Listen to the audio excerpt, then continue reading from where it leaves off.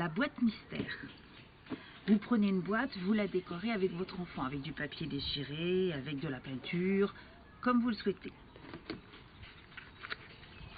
On colle une chaussette découpée pour pouvoir y passer la main.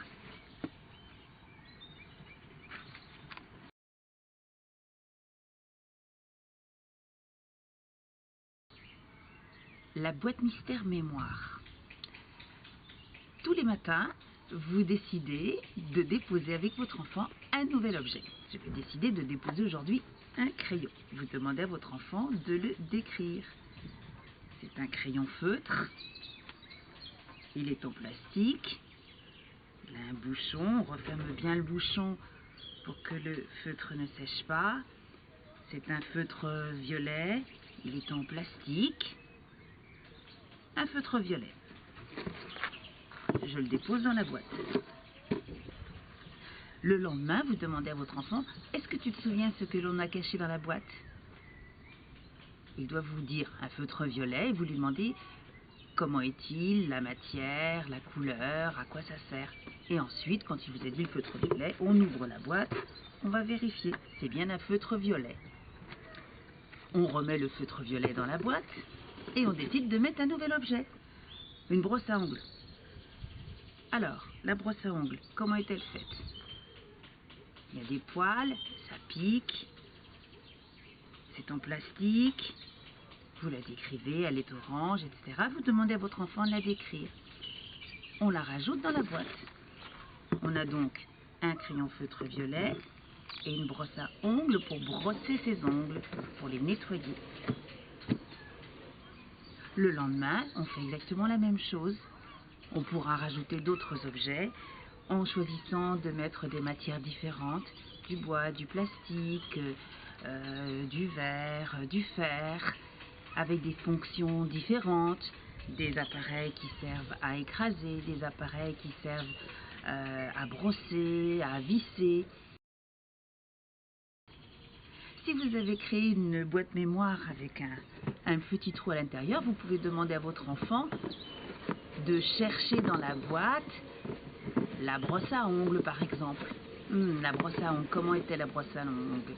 Il y a des poils qui piquent, elle était orange, mais est-ce que le orange va me servir à grand chose? Non. Par contre, des poils qui piquent, il y avait une poignée. Ah, j'ai bien trouvé la brosse à ongles. Avec les tout petits, on pourra imaginer avoir sur une journée une collection de fruits et légumes que l'on a à la maison. On pourra les nommer, les décrire, les toucher, les goûter. Et puis après, vous les mettrez au fur et à mesure dans la boîte. La banane, la pomme, l'oignon, le citron, le kiwi, la clémentine, la noix, la noisette. Je ferme ma boîte. Alors, on va rechercher la noisette. Comment est-elle? Elle est ronde et elle est toute petite. Voilà, j'ai bien trouvé ma noisette ronde toute petite. Le citron, comment est-il? Il a une peau rugueuse.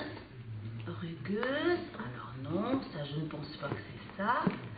Ah, il y a deux bouts un petit peu pointus, c'est rugueux. Ah, le citron, c'est bien lui.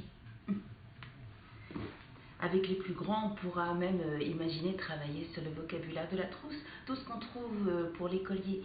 Le taille-crayon pour tailler les crayons, la gomme pour gommer, la colle pour coller, le crayon à papier pour dessiner ou pour écrire, le feutre pour colorier, le stylo à billes pour écrire.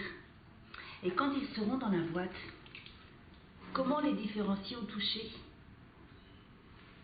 Le stylo à billes avec son bouchon peut-être? Le crayon gris c'est du bois, comment reconnaître le bois au toucher par rapport au plastique? Voilà plein d'éléments que vous pouvez utiliser pour faire travailler le vocabulaire.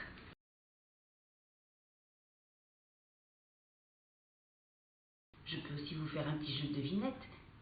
Retrouve un objet qui sert à colorier.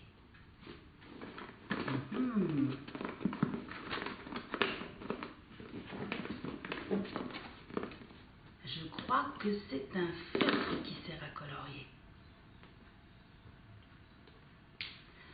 retrouve dans ma boîte un objet qui sert à gommer, à effacer. C'est un objet en plastique. Il est mou. La gomme. Et puis, quand vous aurez beaucoup d'objets dans la boîte, imaginez. Alors, est-ce que tu te souviens, qu'est-ce que j'avais caché dans ma boîte?